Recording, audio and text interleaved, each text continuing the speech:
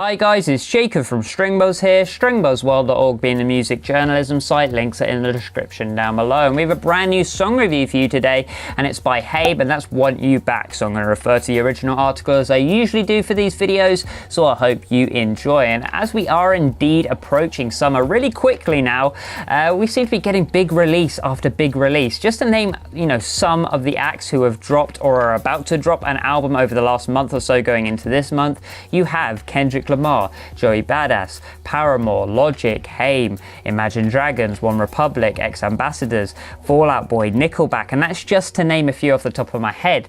It means a lot of tracks often get lost in this sort of little scuffle for that top spot in the chart, whatever. So should we see whether this track really shines or not in comparison to a lot of the tracks produced by these artists? Well, I actually thought this song was pretty good actually, and there are certainly some aspects within the runtime that I can really appreciate. I thought the slapping chorus bass line worked well, and I actually would have liked to have heard even more of it, maybe in the verses. I also thought the vocal performance was fairly strong, with a couple of big notes really thrown in, as well as a consistently good lyric dramatization from sequence to sequence. I thought the drum track was pretty good too, especially towards the end when we got this kick-driven lead back up into the chorus, the big final chorus, which I actually thought was really satisfying. Having said all this, it's not perfect, and there are some dry and predictable moments, especially during some of the verses, but all in all, I think fans will like this track a lot, and I think there's enough in here to pull in a casual listener like myself. When it comes to the production of this track, I liked a fair amount of what was really pulled off here.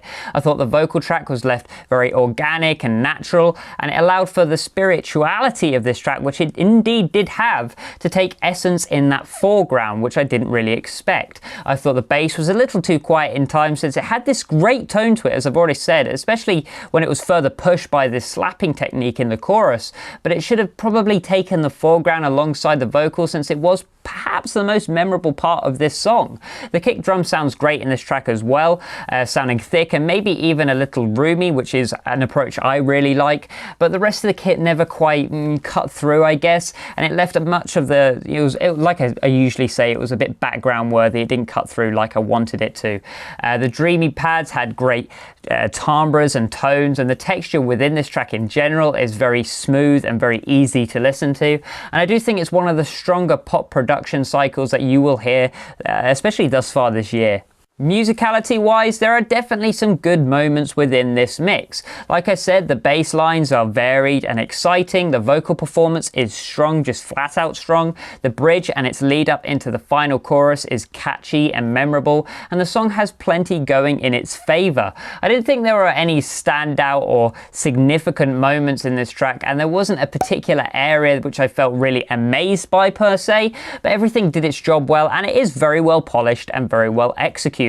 I think the verse melody could have done with a little tweaking, as could the hook as well, because they didn't really have, that catchy or memorable quality to them, that edge to them, which you'd really need to drive a pop track like this. Having said all this though, I still think it's better than the stern majority of chart pop tracks that we've been given thus far over the sort of last 2 or 3 months or so. So yeah, it's still worth a listen. I actually thought the lyrics were the strongest part of this track. I thought the slightly regretful and heartfelt outlook on loss of love and trying to make peace was a refreshing change to the ego-driven, I'm better than you sort of garbage we've been hearing on a daily basis right now. Each lyric felt sincere, and the idea of trying to settle things and admitting it's your fault in a relationship should be more prominent in pop lyrics today, since we're getting so much of this arrogant crap, which I don't think anybody finds that relatable. So all in all, there is plenty here to enjoy, and I still have to recommend it despite some of the flaws which I've laid out in this review. So I'm giving it a G rating of 7 out of 10, which is well above average. So if you like this video, then please leave a like, comment what you think in the comment section down below, subscribe to see more, and I'll see you around next time. Bye bye.